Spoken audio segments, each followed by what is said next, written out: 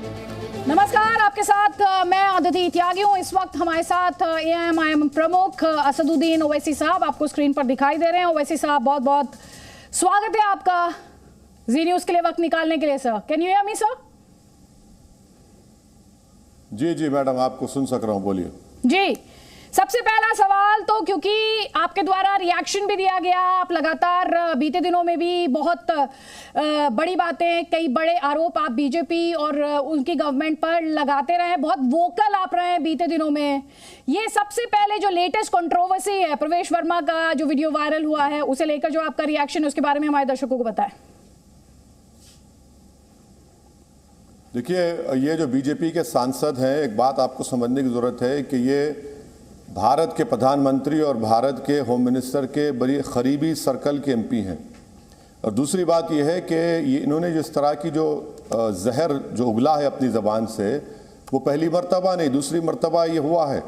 पहली मर्तबा शाहीन बाग जब चल रहा था तो उन्होंने एक स्टेटमेंट दिया कि आग आपके घरों में घुस जाएगी और हिंदू माँ और बहनों को उठाकर लेकर चले जाएंगे, जब ना प्रधानमंत्री ना अमित शाह आपको बचा पाएंगे। तो इसीलिए मैं कह रहा हूं कि ये बीजेपी की ऑफिशियल पॉलिसी है कि वो इसको अपने एमपीज़ के ज़रिए, अपने विधायक के ज़रिए वो मुसलमानों के ख़िलाफ़, मुसलमानों के जेनोसाइडल कॉल के लिए, मुसलमानों के समाजी बहिष्कार के लिए, मुसलमानों को इस देश का थर्ड डिग्री सिटीज़न बनाने के लिए वो बार बार बोलते हैं। और इस वही ज़बान में बीजेपी के सांसद ने बोला, विधायक ने बोला, और जो कोई भी लोग वहाँ पर जमा हुए, भारत की राजधानी में अगर कोई खड़े होकर कहता है कि मुसलमानों, जिहादियों का, जिसको जिहादी का मतलब ये निकलता है कि मुसलमानों का समाजी बहिष्कार किया जाए, उनसे कुछ खरीदा ना जाए, अगर उनकी दुकान का लाइसेंस नहीं है तो उसको बंद कर दिया जाए। कोई कहता है कि इखलाक को जो मारा गया वो सुअर था, कोई कहता है कि चुन चुन कर उनको मारो, कोई कहता है कि हथियार के लाइसेंस की जरूरत नहीं। तो क्या हो रहा है देश की राजधानी में? और अफसोस की बात यह कि पुलिस उस जगह पर परमिशन नहीं लेने की बिना पर केस बुक करती है। यानी पुलिस ये कह रही है कि अगर तुम परमिशन ले लेते तो हम तब भी केस नहीं बुक करते तुम पर। जो तुमने कहा बिल्कुल सच कहा।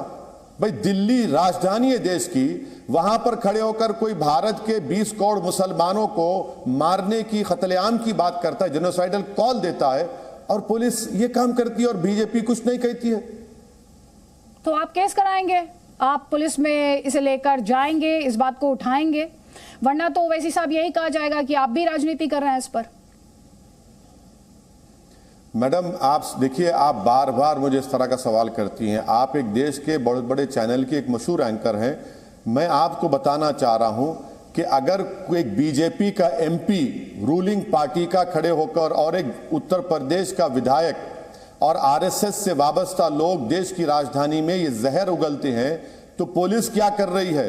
दिल्ली का law and order Narendra Modi की सरकार के तहत आता है, वो क्या कर रही है? मैं क्या देश का प्रधानमंत्री हूं? मैं क्या देश का होम मिनिस्टर हूं? क्या कानून उसी वक्त काम करेगा जब कोई जाकर कंप्लेन करेगा? क्या कानून गूंगा हो चुका है? क्या कानून अंधा हो चुका है? क्या कानून लंगड़ा हो चुका है? क्या कानून सिर्फ इस्तेमाल होगा मुसलमानों के खिलाफ, और जो बीजेपी के लोग इस तरह का जहर बकेंगे तो कानून अपना काम नहीं करेगा?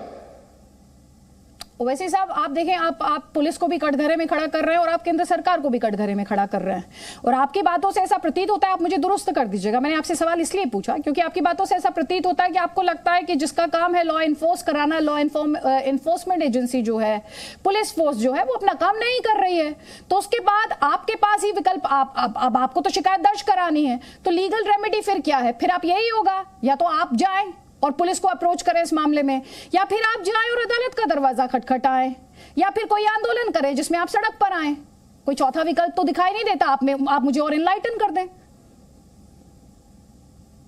आपको एनलाइटन मैं नहीं कर सकता हूं, काफी एनलाइटेंड है माशाल्लाह से। मैं आपको सिर्फ ये बताना चाह रहा हूं कि गुजरात में मुसलमानों को रोड पर लाकर पुलिस ने लठों से मारा और जनता बैठकर थालियां बजाती है, सीटी बजाती है। आप बताइए, रोड पे ये तमाशा नहीं हुआ? फिर कानून किस लिए, कोर्ट किस लिए, पुलिस किस लिए, आईपीसी किस लिए, संविधान किस लिए? जब आप मुझे रोड पर लाकर लठों से मारते हैं और जनता थाली मारती है, सीटी मारती है। देश की राजधानी में क्या कोई खड़े होकर भारत के 20 करोड़ मुसलमानों को धमकी दे सकता है? पुलिस काम नहीं करेगी अपना? किस लिए पुलिस पर? पुलिस किस लिए? देश के होम मिनिस्टर क्या कर रहे हैं? भारत के प्रधानमंत्री के घर से 25 मिनट का रास्ता होगा, जहां से खड़े होकर इस तरह के अनाप शनाप भारत के मुसलमानों के खिलाफ एक बीजेपी का सांसद कहता है।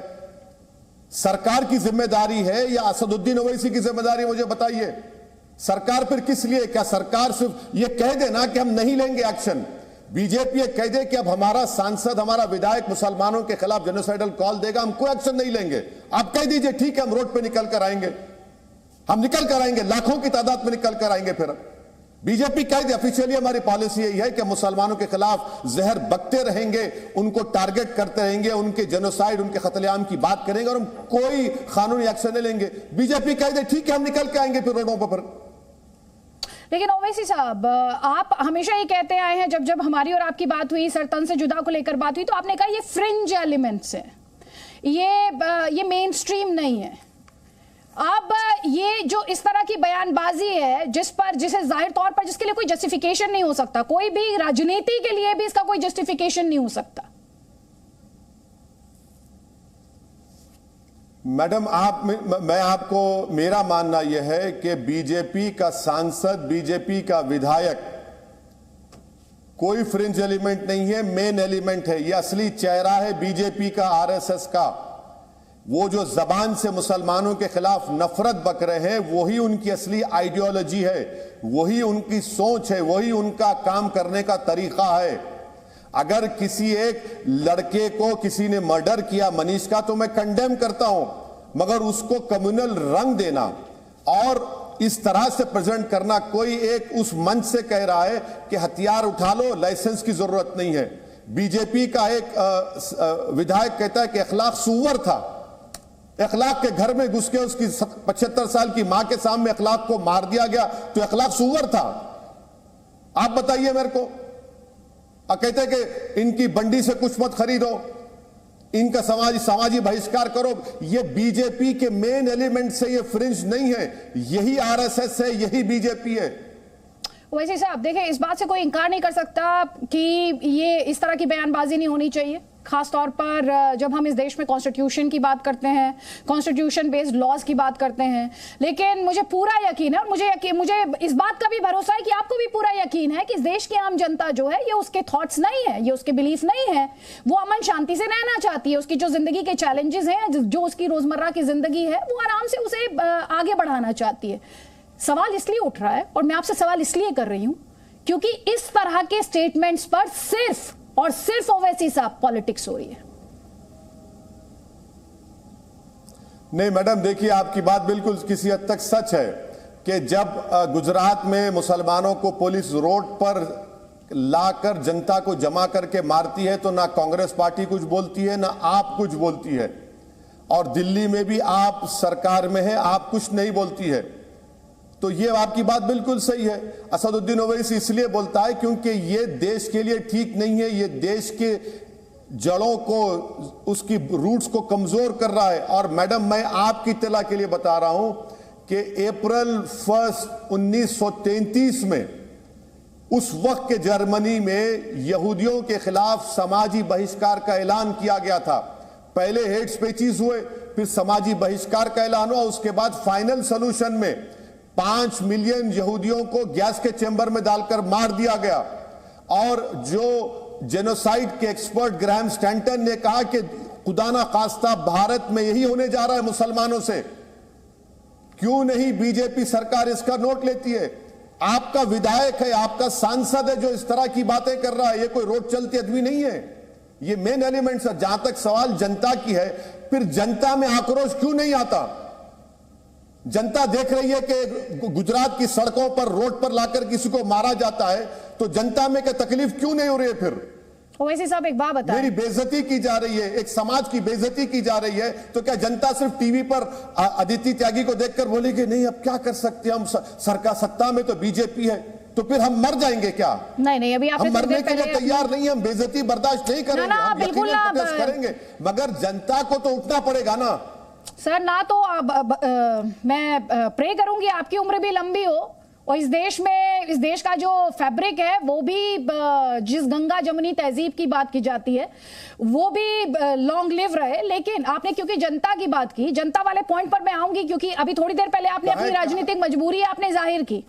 आपने कहा कि अरे मैं सरकार थोड़ी चलाता हूं, पुलिस मेरे अंडर में थोड़ी ही है। आप जनता से क्या एक्सपेक्ट कर रहे हैं कि जनता कानून हाथ में ले ले, जनता सड़क पर गुंडागर्दी करे, जनता पुलिस के पर टूट पड़ती, भले ही उसे बुरा लग रहा था। आप जनता से जो एक्सपेक्टेशन रख रहे हैं, क्या वो लीगली पॉसिबल है? जनता तो वोट से चोट करती है। सुनिए बात, जब निर्भया का रेप हुआ था तो दिल्ली की सड़कों पर कांग्रेस की सरकार को चैन से बैठने नहीं दिया गया, और जब बिल्किस बानो के रेप करने वाले और उसकी बेटी के कातिलों को छोड़ा गया तो फूल माला पिनाई गई जनता की तरफ से। जब गुजरात में मुसलमानों को रोड पर लाकर लठों से मारा गया तो कहां थी जनता, बताइए। आपने जो एग्जाम्पल दिया, दरअसल मुझे वो मूवमेंट याद है, बड़ी संख्या में लोग सड़कों पर आए, वो गुस्सा था जिस एक बलात्कार के खिलाफ वो गुस्सा था। लेकिन क्या आपको लगता है राजनीति ने आज 2022 में इसे इतना विशियस बना दिया है कि वो आक्रोश आपके मुताबिक, मैं ये मानती हूं जनता शांति अमन चाहती है, आपके मुताबिक क्या राजनीति ने उसे इस माहौल को विशियस नहीं बनाया है? और उस राजनीति में तो वैसी साहब आपका भी रोल है फिर। अरे मैडम, अगर मेरे पास 25 MP में जीत कर आता, नफरत की सियासत करते, तो आपका सवाल वाजिबी था। आपका सवाल यह होना चाहिए कि देश में जो सत्ता में है प्रधानमंत्री श्री मोदी, जो हमारे दिल्ली के बादशाह सलामत हैं, होम मिनिस्टर अमित शाह हैं, वो क्या कर रहे हैं? उनकी पार्टी का MP है, वो कोई जी टीवी का एम्प्लॉय नहीं है, ना मेरे पार्टी का MP है। वो खड़े होकर धमकी दे रहा है, उनकी पार्टी का यूपी का MLA कह रहा है कि इखलाक सुअर था। अब बताइए फिर कौन एक्शन लेगा? बताइए। सवाल तो वाजिबी मेरा है कि जो सत्ता में है वो क्या कर रहे हैं। अगर वो इसको गलत मानते हैं तो आप कानूनी कार्रवाई क्या करेंगे? आप उसको गलत नहीं मानते इसलिए कि आपकी ऑफिशियल पॉलिसी है मुसलमानों को, मुल्लाओं को, कटुआओं को अपनी उनकी हैसियत दिखाओ, उनको नीचे करो, उनको डरा कर रखो, उनको ये कह दो कि तुम्हारी कोई हैसियत नहीं है, तुम जी रहे हो तो हमारे रहमो करम पर जी रहे हो। यह तो ऑफिशियल पॉलिसी बन चुकी है ना। यही तो इस बात का मुझे तकलीफ है। आप गंगा जमुनी तहजीब की बात करें, क्या है मैडम? गंगा जमुनी की तहजीब तो सिर्फ मुशायरों के तक है। गंगा जमुनी की तहजीब तो हिंदी पिक्चर के 2.5 घंटे में थोड़ा बहुत एक 4-5 नजर आती है, मगर रियलिटी में कहां, कौन सी तहजीब है? क्या ये तहजीब है कि कोई खड़े होकर एक्सटर्मिनेशन की बात करे, जेनोसाइड की बात करे? क्या ये तहजीब है कि रोड पर लाकर जब कोर्ट्स हैं आप लठों से मारे? कहां की तहजीब है? कौन सी तहजीब है? ये तो हैवानों की तहजीब है। ये तो ओवैसी साहब, ये तहजीब है। राजनीति भले इस तहजीब को एक्नॉलेज ना करे, लेकिन अदिति त्यागी, अगर असदुद्दीन ओवैसी ये कहते हैं कि हम मर रहे हैं, मारे जाएंगे, और अदिति त्यागी ये कहते हैं कि नहीं हम दुआ करेंगे आपकी उम्र भी लंबी हो और जो पूरी कम्युनिटी है वो भी, उसकी भी लंबी उम्र हो, तो प्लीज मुझे लगता है हमें ऐसे स्वीपिंग जनरलाइजेशंस में जाने की जरूरत नहीं है, क्योंकि राजनीति को एक कंस्ट्रक्टिव रोल निभाना होगा अगर आप भी राजनीति को बदलना चाहते हैं। अभी ये तहजीब जिंदा है और मुझे पूरा यकीन है ये तहजीब अगले 200 साल भी जिंदा रहेगी। ये इस देश की बुनियाद है। राजनीति कितनी ही विशेष क्यों ना हो जाए, वो तहजीब जिंदा रहेगी, ये मुझे यकीन है, जमीन से यकीन है। मैं आपसे ये कह रही हूं, थोड़ी देर पहले आपने आम आदमी पार्टी का जिक्र किया था। आम आदमी पार्टी आपको क्यों लगता है क्यों नहीं बोलती मुस्लिमों के मुद्दों पर? डर लगता है उसे? क्या वो भी अब बीजेपी की जो हिंदुत्व की पिच है उसी पर आकर खेलना चाहते हैं, इसलिए नहीं बोलते? मैडम, आप अपने जी टीवी की रिसर्च टीम को बोलिए कि असदुद्दीन ओवैसी को अभी 2-5 मिनट के अंदर झूठा साबित कर दो कि गुजरात में जब मुसलमानों को पुलिस रोड पर लाकर मार रही थी, ना कांग्रेस ने कुछ कहा, ना आम आदमी पार्टी ने कुछ कहा। जब दिल्ली में राइट्स हो रहे थे तो अरविंद केजरीवाल राजघाट पर जाकर बैठे थे। अरे अगर तुम गांधी से मोहब्बत करते थे सच्चाई में, तो तुम हिंदू इलाकों में जाते, मुस्लिम इलाकों में जाकर उनसे हाथ जोड़कर अपील करते कि मत मारो अपने आप को, एक दूसरों को, हम सब भारत के नागरिक हैं। तो आम आदमी पार्टी का छोड़िए, आम आदमी पार्टी ने तो अपने एक दलित मिनिस्टर को अरविंद केजरीवाल ने रिजाइन करवा दिया क्योंकि उसने अपने धर्म परिवर्तन के एक सम्मेलन में चला गया। अरे अरविंद केजरीवाल अगर सच्चे होते तो कहते कि क्या बाबा साहब अंबेडकर ने नागपुर में धर्म परिवर्तन नहीं किया था? अगर कोई अपना धर्म बदलता है तो उसका फंडामेंटल राइट है, वो अपनी उसको राइट टू कॉन्शियस उसका है, वो चेंज कर रहा है। मगर हर आदमी ये चाहता है कि नरेंद्र मोदी से ज्यादा वो हिंदुत्व की आइडियोलॉजी पर चलना चाहता है। वो ये बताना चाहता है कि सबसे बड़ा हिंदू मोदी नहीं है, मैं हूं। और इसी रेस में आप देख रहे हैं कि सब भूल जा रहे हैं उस तहजीब को जो आप कह रही हैं। मैडम, मैं आपसे डिसएग्री करता हूं। वो तहजीब अब सिर्फ एक म्यूजियम का हिस्सा बन के रह गई है। वो तहजीब जिंदा नहीं है, वो तहजीब मर चुकी है। अब जो तहजीब है वो ये कि कैसे मेजॉरिटी कम्युनिटी का वोट हासिल किया जाए, वही तो तहजीब का हिस्सा बना हुआ है। नहीं, मैं भी आपसे स्ट्रांगली डिसएग्री करती हूं कि वो तहजीब म्यूजियम का हिस्सा है, क्योंकि मैं जानती हूं वो तहजीब ग्राउंड पर एग्जिस्ट करती है।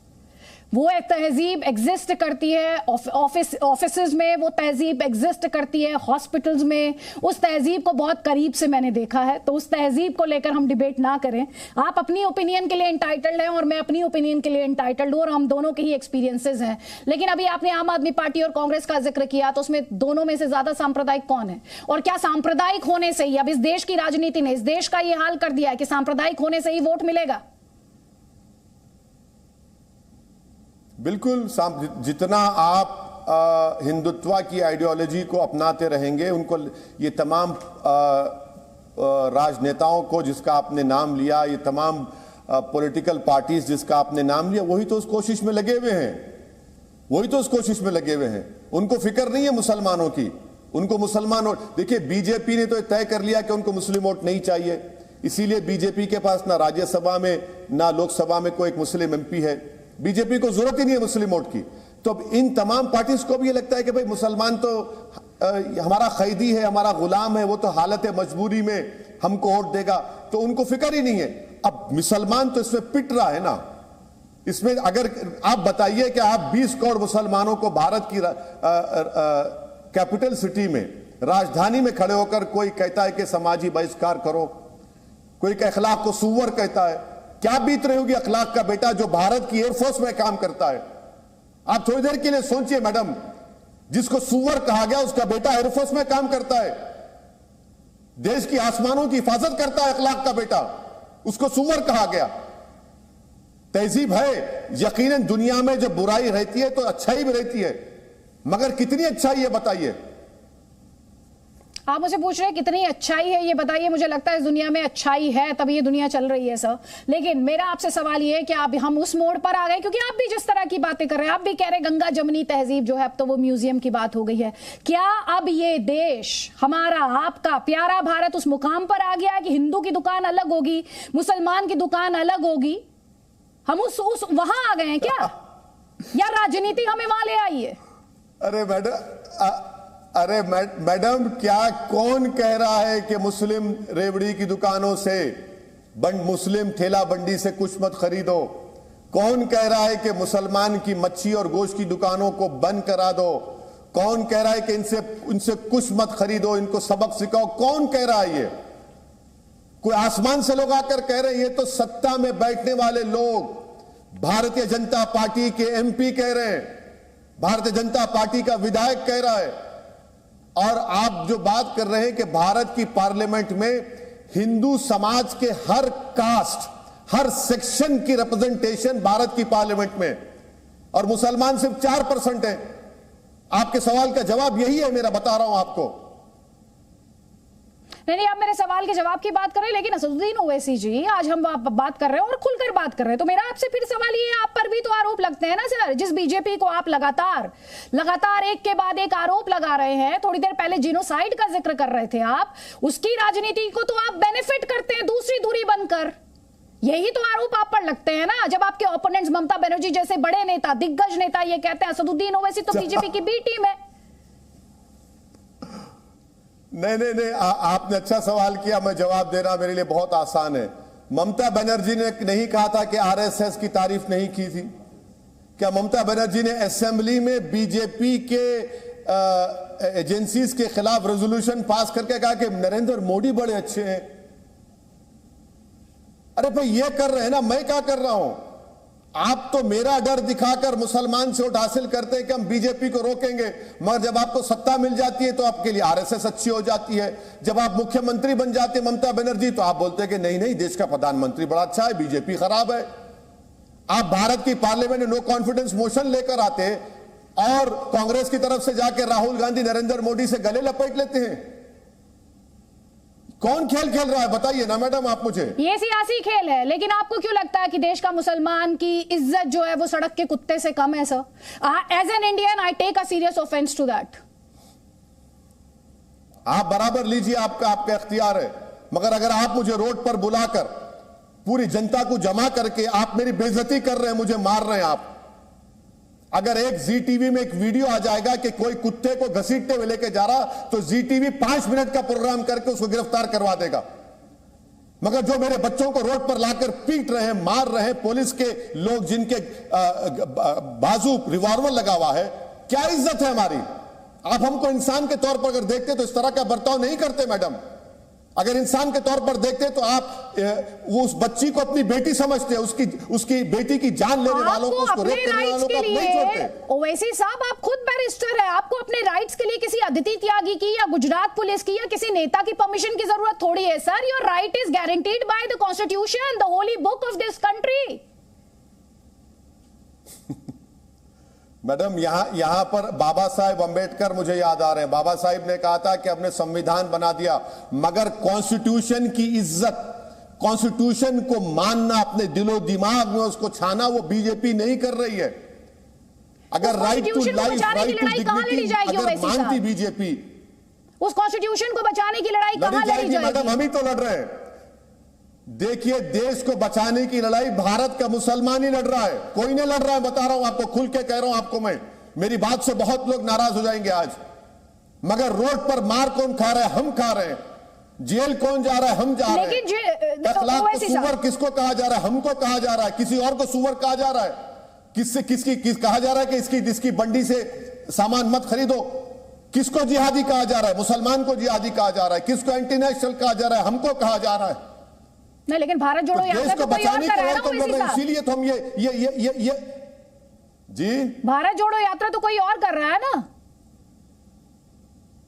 वो कह रहे हैं हम देश को जोड़ रहे हैं। मैडम कहां उनके बारे में आप छोड़िए ना। आपको भी अब आपको मजाक करना सूझ रहा है। आपको सीरियस डिबेट से आप लाइटर वेन में अब आप इसको कॉमेडी की तरफ लेकर जा रहे। छोड़िए इन लोगों को।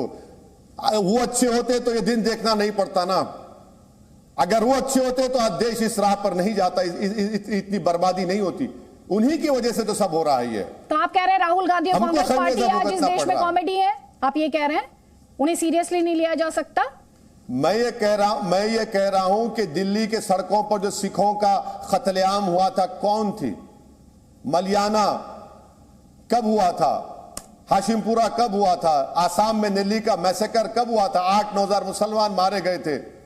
मुंबई में क्या हुआ था? क्या क्या नहीं किया? यूएपीए का कानून तो इन्होंने, इसी पार्टी ने बनाया था ना। पोटा का कानून, आपके उसके टाडा का कानून कौन बनाया था? तो चलिए फिर आप ये बता दीजिए मुझे, आप कॉन्स्टिट्यूशन की लड़ाई लड़ने की बात कर रहे हैं, आप कह रहे हैं कांग्रेस किसी खाते में नहीं है, आप ये कह रहे हैं टीएमसी किसी खाते में नहीं है, कौन लड़ेगा फिर बीजेपी के खिलाफ? मैडम, देश की जनता लड़ेगी। मुझे आज भी उम्मीद है कि जो लोग इस देश जो ख्वाब देखा था नेहरू, गांधी ने, अंबेडकर ने, इस देश को उस तरह के उनके ख्वाबों को पूरा करने के लोग लड़ेंगे। मगर याद रखिए कि जब असदुद्दीन ओवैसी मर जाएगा तो लोग ये बोलेंगे कि हाँ, इसको कामयाबी मिली नहीं मिली अलग बात है, मगर ये लड़ता था जरूर। हमारा काम लड़ना है, हम लड़ेंगे। अगर मैं हर चीज को ये सोच कर लड़ूंगा कि मुझे हिंदू वोट मिलेगा या नहीं मिलेगा, मुझे मुस्लिम वोट मिलेगा नहीं मिलेगा, मुझे दलित वोट मिलेगा नहीं मिलेगा, तभी मैं लड़ूंगा। अरे लड़ना है तो देश के लिए लड़ो, वोट के लिए क्यों लड़ रहे तुम लोग? आपको हिंदू वोट चाहिए? मैडम, मुझे हर उस आदमी का वोट चाहिए जो गांधी, नेहरू और बाबा साहब अंबेडकर के ख्वाबों को पूरा करना चाहेगा। मुझे हर उस भारत के नागरिक का वोट चाहिए जो भारत की आजादी की लड़ाई में जिन्होंने अपनी जानों को कुर्बान किया, उनको वो इज्जत की निगाहों से देखते हैं। मुझे हर उस शख्स का वोट चाहिए जो इस देश को चाइना के आंख में आंख डालकर वो 1000 स्क्वायर किलोमीटर वापस हासिल करने की बात करेगा। मुझे उस जनता के वोट की जरूरत है।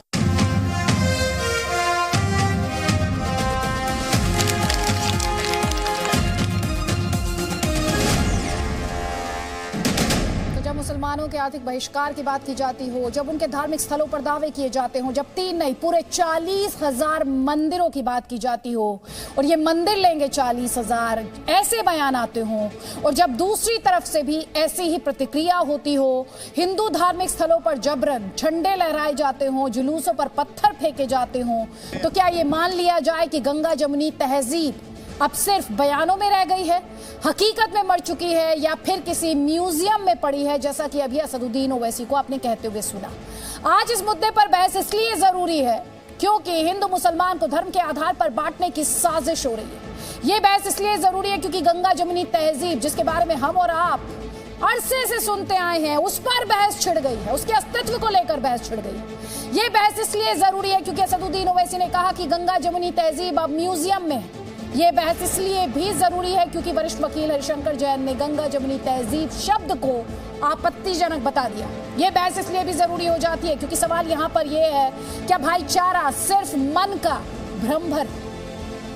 गंगा जमुनी तहजीब शब्द ही ऑब्जेक्शन ने बुलाए। गंगा भी हिंदू की है और जमुना भी हिंदू की है। गंगा जमुनी की तहजीब तो सिर्फ मुशायरों के तक है। गंगा जमुनी की तहजीब तो हिंदी पिक्चर के 2.5 घंटे में थोड़ा बहुत एक 4 पॉइंट नजर आती है। मैं गंगा जमुनी तहजीब, सहृदयता, सद्भाव, इनमें कोई विश्वास नहीं करता। क्या ये तहजीब है कि कोई खड़े होकर एक्सटर्मिनेशन की बात करे, जेनोसाइड की बात करे? क्या ये तहजीब है? सद्भाव इतना हो सकता है कि आप मुझे न मारे, मैं आपको न मारूं, एक दूसरे खून की प्यासे न हो। हमारा काम लड़ना है, हम लड़ेंगे। जहाँ अपनी सभ्यता और संस्कृति बात आएगी तो हिंदू को किसी भी हद तक जाना पड़े तो जाना चाहिए। कि आपकी ऑफिशियल पॉलिसी है मुसलमानों को, मुल्लाओं को, कटुआओं को अपनी उनकी हैसियत दिखाओ। अगर इनका दिमाग ठीक करना है, इनकी तबीयत ठीक करनी है, तो एक ही इलाज है, वो है संपूर्ण बहिष्कार। ये बीजेपी के मेन एलिमेंट से ये फ्रिंज नहीं है, यही आरएसएस है, यही बीजेपी है।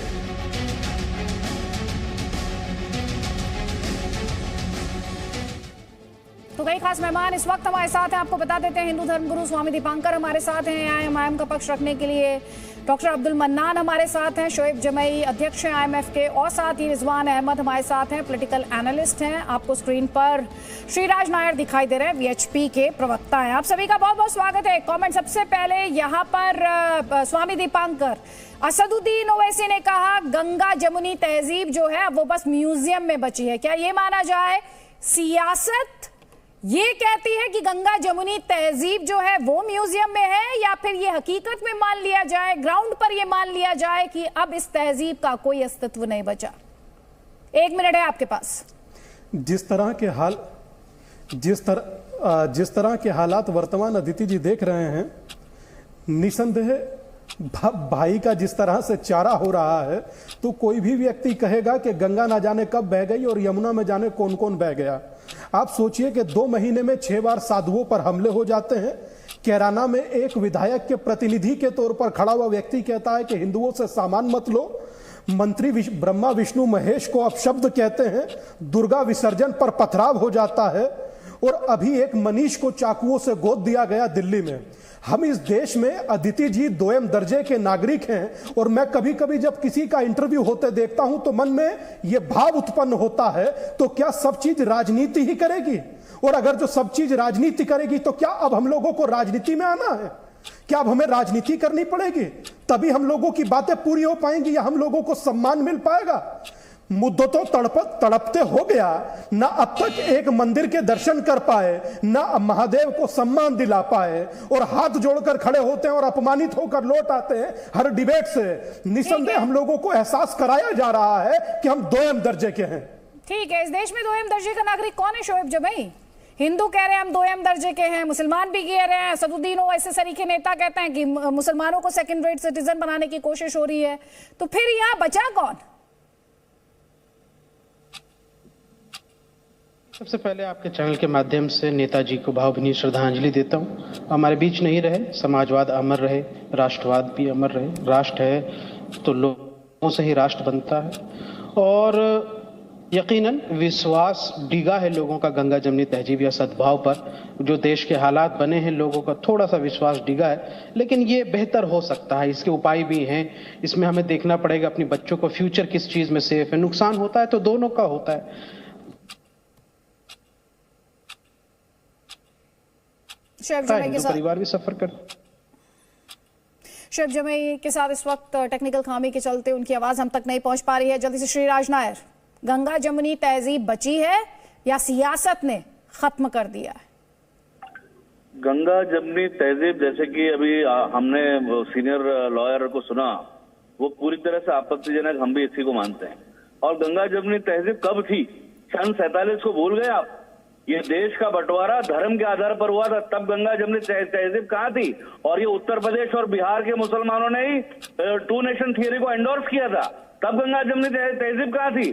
केवल और उत्तर प्रदेश बिहार की नहीं, मैं केरल का हूं, केरल के मुसलमानों ने भी पाकिस्तान के फॉर्मेशन को एंडोर्स किया था, तब गंगा जमनी तहजीब कहाँ थी? मैडम अदिति, सबसे पहली बात जो है, नैरेटिव को बदलने का जो तरीका, ये बदलना, ये बंद करना पड़ेगा। आज मनीष जैसे 1.5 दर्जन युवाओं की हत्या इन जिहादियों द्वारा की गई है। डिबेट होनी चाहिए मनीष के हत्यारे और इस प्रकार से जिहादियों का नंगा नाच इस भारत देश में कब तक चलेगा? उसके बदले आप पूरा नैरेटिव बदल के नया एक डिबेट चला रही हैं। और इस प्रकार के जिहादी शोएब जमाई जैसे अनपढ़ जाहिल जो हमेशा टीवी पर आकर गाली बकते हैं, ऐसे लोग आप टीवी पर बुलाती हैं। ये कोई सभ्य समाज में बैठे हैं एक लोग है क्या? आज हम किस गंगा जमनी तहजीब को 1.5 दर्जन युवा जो सरकार किसकी है? मैंने सुनिए एक सेकंड नहीं, आप सुनिए, 1 मिनट का वक्त मैंने सब पैनलिस्ट को दिया था, आपको भी दिया था। नहीं सुन लीजिए, एक तो आप दूसरों को सर्टिफिकेट देने का काम यहाँ नहीं करेंगे। बिल्कुल, ये कोई सियासी मंच नहीं है कि अपना वोट बैंक साधेंगे यहाँ पर आकर कोई भी पैनलिस्ट। ये वोट बैंक साधने का मंच नहीं है। और दूसरी बात सुनिए, सरकार किसकी है? आप सुन लीजिए मेरी बात, सवाल सुनिए मेरा और सवाल का जवाब दीजिए। आप सियासत की जवाबदेही तय करने से डरते होंगे, मैं नहीं डरती। किसकी सरकार है?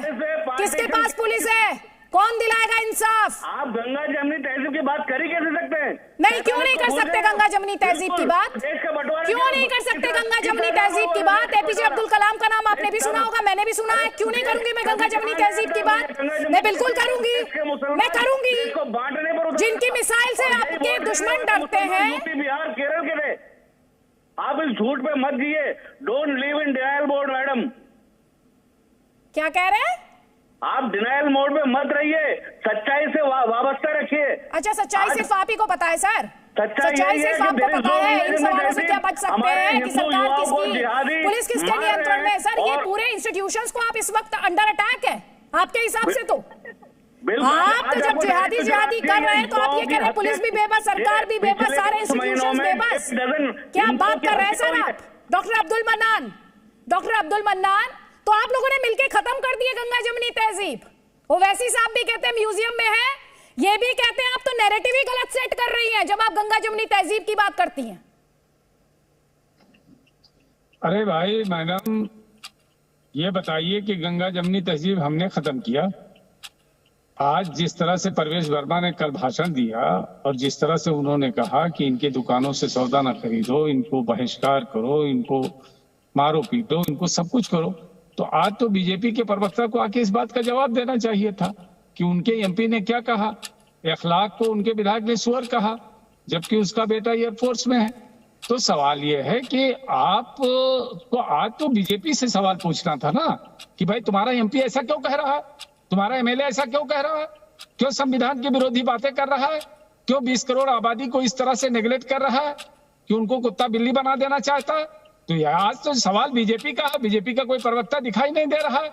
तो सवाल है कि बात किससे किया जाए। अच्छा, जहां तक इसका सवाल है कि एक बार नूपुर शर्मा को तो फ्रिंज एलिमेंट कह दिया गया, लेकिन सवाल ये कि परवेश वर्मा और ऐसे लोग जब एमपी और एमएलए आके कह रहे हैं जो कि इस भारत के संविधान के पार्लियामेंट के मेंबर हैं, गंगा जमनी तहजीब को म्यूजियम में प्रवेश वर्मा ने नहीं बताया।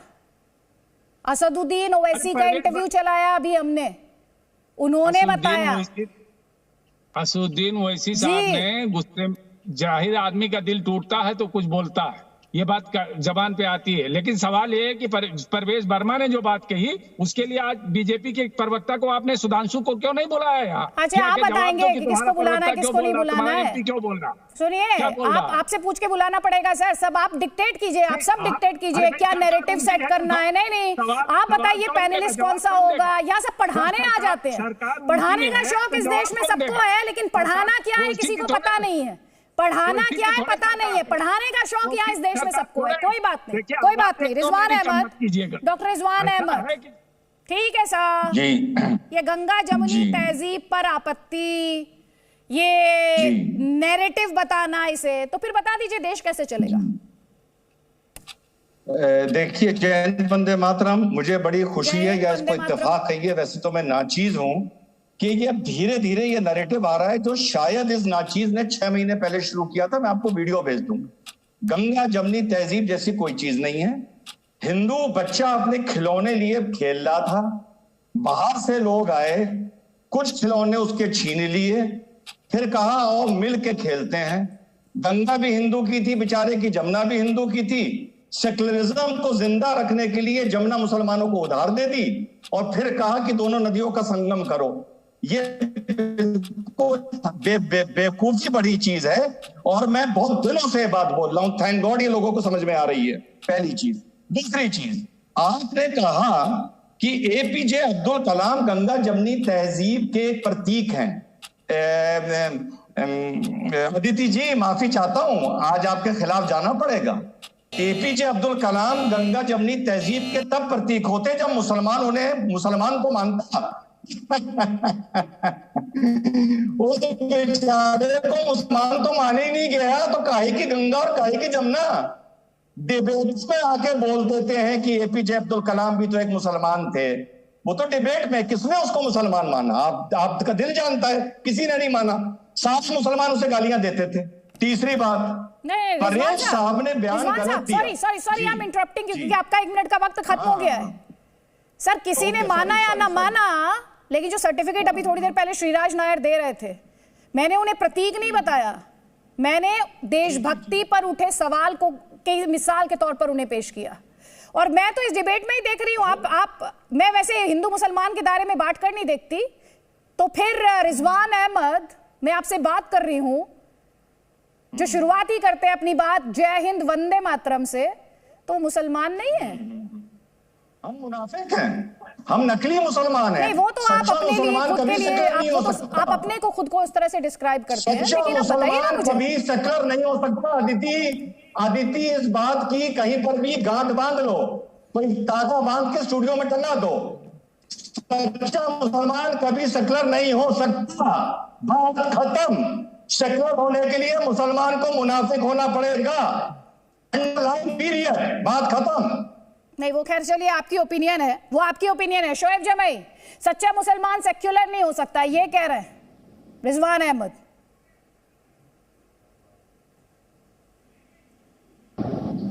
जब हजरत उमर ने यहां से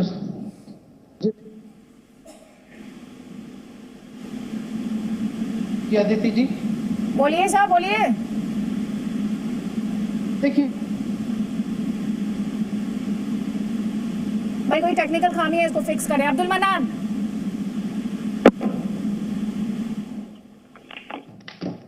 करोड़ मुसलमान सेकुलर है और सेकुलरिज्म का एक बहुत अहम हिस्सा मुसलमान है, क्योंकि देश में जो कम्युनल राजनीति चल रही है, जो देश में इस वक्त जो है नफरत की बाजार गर्म है, उसमें से अहम भूमिका जो भी है, जो सेकुलरिज्म का अलंबरदार है, झंडा लिए घूम रहे हैं, उनको सबको तो मुसलमान ही ने संभाल रखा है। 48% वोट ममता बनर्जी को वोट मिला है, जिसमें 30% मुसलमानों का है। 32% वोट उनको मिला है अखिलेश यादव को, जिसमें 20% मुसलमानों का है। तो जो भी सेकुलरिज्म का 60% हिस्सा है, जो 40% तो बीजेपी को गया, लेकिन 60% वोट जो सेकुलर वोट है इस भारत का, उसका तो 20 करोड़ आबादी मुसलमानों की है। तो जाहिर है जो सेकुलरिज्म है आप वोट के हिसाब से सेकुलरिज्म को देखते हैं और मुसलमानों के सेकुलरिज्म को आप वोट से आंकते हैं। नहीं, वोट से नहीं हाँकते हैं। जो तो क्या लॉजिक है? मुझे समझ नहीं आया लॉजिक जो अभी आपने दिया। मेरी बात सुन लीजिए आप। हाँ, मैं सुन जो रही हूँ। नाथूराम गोडसे के हत्यारे हैं, जो कहते हैं मुसलमानों की दुकानों से सौदा मत लीजिए, जो चौराहे पे देख ही रही आप ही के टेलीविजन पे चल रहा है कि बांध के मारा जा रहा है, ना कानून है, ना ला है, ना कुछ है। तो सवाल ये है कि ऐसे लोगों के विरोध में अगर खड़ा हुआ है तो यहाँ की आबादी ही 20 करोड़ लोग ही खड़े हुए हैं। चाहे वो उसकी के बल पे राहुल चुनाव लड़े हो, चाहे उस बल पे ममता बनर्जी लड़े हो, चाहे उस जमाने उस पे अखिलेश यादव लड़े, सारे लोग जो लड़ रहे हैं उन्हीं के भरोसे लड़ रहे हैं, उन्हीं के भरोसे पर जो काम कर रहे हैं। किन के भरोसे? 20 करोड़ आबादी जो है वही रीढ़ की हड्डी है इस देश के सेकुलरिज्म। कौन सी 20 करोड़ की आबादी? इस देश की 20 करोड़ आबादी मुसलमानों की वही रीढ़ की हड्डी है इस देश के सेकुलरिज्म की। वरना तो बाकी लोग, कोई भी लोग जो जाके जो है आरएसएस के साथ, नाथूराम गोडसे के, आप हिंदुओं को कम्युनल बता रहे खड़े हो जाते। आप हिंदुओं को कम्युनल बता रहा हूँ। क्या यहाँ 60% मुसलमान बता रहे हैं? ये बताइए, इस देश में 60% आप मुझे ये बताइए, हिंदुओं को कम्युनल बता रहे हैं? आपसे जो सवाल है सीधे सीधे तौर पर जवाब दीजिए। अभी आपने कहा कि 20 करोड़ लोग इस देश में सेक्युलरिज्म को थामे हुए हैं और इस पर मुझे सख्त ऐतराज है, सख्त ऐतराज है इस पर मुझे। आप बताइए मुझे, क्या इस देश के हिंदू कम्युनल है? बोलिए, जल्दी से बोलिए। मेरी बात सुनिए आप। हाँ, समझाइए। सुनोगी कि नहीं सुनोगी? 60% लोग जो बीजेपी के खिलाफ जिन्होंने वोट दिया है वो सारे के सारे मुसलमान तो नहीं है। वो सारे के सारे लोग हिंदू भाई भी हैं, उसमें दलित भाई भी हैं, उसमें जो है सिख भी हैं, उसमें ईसाई भी हैं, उसमें मुसलमान भी है। तो 60% जो लोग हैं जिन्होंने रिजेक्ट कर दिया है बीजेपी को, आरएसएस को, वो इस देश के सेकुलर लोग हैं। हाँ, उसमें रीढ़ की हड्डी की तरह जो जमा हुआ है। तो 20% से 60% याद है आपको? अपना मोदी जी के खिलाफ 60% लोग खड़े हुए हैं, आरएसएस बीजेपी के खिलाफ। आप तो पहले सिर्फ मुसलमानों को ही सर्टिफिकेट दे रहे थे। आप तो पहले सिर्फ मुसलमानों को सर्टिफिकेट दे रहे थे। अच्छा, जो मोदी जी के खिलाफ बोले, अब एक और बात समझाइए मुझे, अब एक और बात समझाइए। जो नरेंद्र मोदी के खिलाफ बोले वो सेक्युलर, ये कौन सी किताब में लिखा? नरेंद्र मोदी के खिलाफ नहीं, नरेंद्र मोदी के खिलाफ नहीं। बताया मुझे जाति तौर पर हम नरेंद्र मोदी की बात नहीं कर रहे हैं, हम बात कर रहे हैं जाति तौर पर। तो मैं भी नरेंद्र मोदी की बात नहीं कर रही हूँ, आपने जो लॉजिक दिया उस पर सवाल पूछ रही हूँ। जो नरेंद्र मोदी के खिलाफ वोट दें वो ही सेक्युलर है इस देश में, मैं ये जानना चाह रही हूँ आपसे। मैं नरेंद्र मोदी की बात ही नहीं कर रहा हूं, मैं तो बीजेपी और आरएसएस की बात कर रहा हूं। BJP RSS 3 goal post change कर दिया आपने, 3 गोल पोस्ट। पहले सिर्फ मुसलमान इस देश की सेक्युलरिज्म के लिए जिम्मेदार है, वही सिर्फ उसे झंडे को बुलंद रखे हैं। फिर आप 60% आए मोदी जी के खिलाफ जिन्होंने वोट दिया। अब पूछा तो बीजेपी आरएसएस पर चले गए। सर डिसाइड कीजिए आपकी लाइन ऑफ आर्ग्यूमेंट क्या, और सर्टिफिकेट बांटना आप सब बंद कर दीजिए कि कौन सेक्युलर है, कौन कम्युनल है, कौन देशभक्त है, कौन गद्दार है, बंद कीजिए। स्वामी दीपांकर, मैं आज भी कह रहा हूं कि रीढ़ की हड्डी है। अच्छा, ठीक है सर, ये आप अपनी सर्टिफिकेट रखिए आप अपने पास, ये सर्टिफिकेट रखिए आप अपने पास। आप उसमें भी हिंदू मुसलमान ही कर रहे हैं ना, उसमें भी हिंदू मुसलमान ही किया आपने। एक बार तो नहीं कहा जो इस देश की रूल बुक में बिलीव करता है, इस देश के कॉन्स्टिट्यूशन में यकीन रखता है, इस देश के नियम कायदे मानता है। आप सर्टिफिकेट देंगे क्या सेक्युलरिज्म का? आप सर्टिफिकेट देंगे स्वामी दीपांकर? तो आप दोगी क्या अदिति? मैंने तो कोई सर्टिफिकेट दिया ही नहीं जनाब, मैंने सवाल पूछा आपसे, सवाल पूछा, बौखला गए जिससे सवाल पूछा। स्वामी दीपांकर, बीजेपी का प्रवक्ता याद आ गया इन्हें, अब बीजेपी का प्रवक्ता याद आ गया। अदिति सब कुछ याद आएगा, मगर सिर्फ वो याद नहीं आएगा जो अपने से हो रहा है। मैं सोचकर ताज्जुब में हूं कि सोचिए अदिति जी, क्या मेरी आवाज आप तक पहुंच रही है? जी जी आ रही है आपकी आवाज। अदिति जी, एक रोचक और एक बड़ी दुखद घटना आपसे शेयर कर रहा हूं। सोचिए कि यहां जीवित पर पथराव होता है, दुनिया देखती है और देखकर निंदा करती है। कश्मीर में बहुत बार लोगों ने देखा भी, मगर सोचिए कि बिहार में एक शव यात्रा तक पर पथराव होता है और पथराव करने वालों को किसी प्रकार का कोई सजा नहीं, कुछ नहीं। सोचिए कि शव यात्रा तक अगर सुरक्षित ना हो, आगरा में एक प्रिंसिपल सुरक्षित ना हो, रोकर अपनी व्यथा कहे सीएम से, और एक आपके प्रोग्राम का नाम है कसम संविधान की, तो मैं बड़ी जिम्मेदारी के साथ कहता हूं, तो क्या इस संविधान में हमारा अधिकार नहीं है? इस संविधान में हमें अपनी बात कहने का हक नहीं है? और अगर हम अपनी हक की बात कहें तो हम कम्युनल हो जाते हैं। 20% लोगों से पूरा सिस्टम बचा हुआ है, बाकी जो 80% लोग हैं वो कर क्या रहे हैं इस जमाने में? फिर मतलब इतना बड़ा ब्लंडर हम लोगों के साथ होता है, हम लोगों का रोना गुनाह है, हम लोगों का कहना गुनाह है, हम लोगों का जय श्री राम बोलना गुनाह है। मुझे समझ नहीं आ रहा है कि आखिरकार ये हो क्या रहा है भारत में। एक मंत्री जी आते हैं, वो बात कहकर चले जाते हैं, उसके बाद इस्तीफा हो जाता है, मगर कोई 6-7 पिटते हैं 2 महीने के अंदर, कोई सुनवाई नहीं, शव यात्रा तक सुरक्षित नहीं। ठीक है, एक व्यक्ति विसर्जन यात्रा निकालता है, वो सुरक्षित नहीं। बंगाल में हम लोग सुरक्षित नहीं।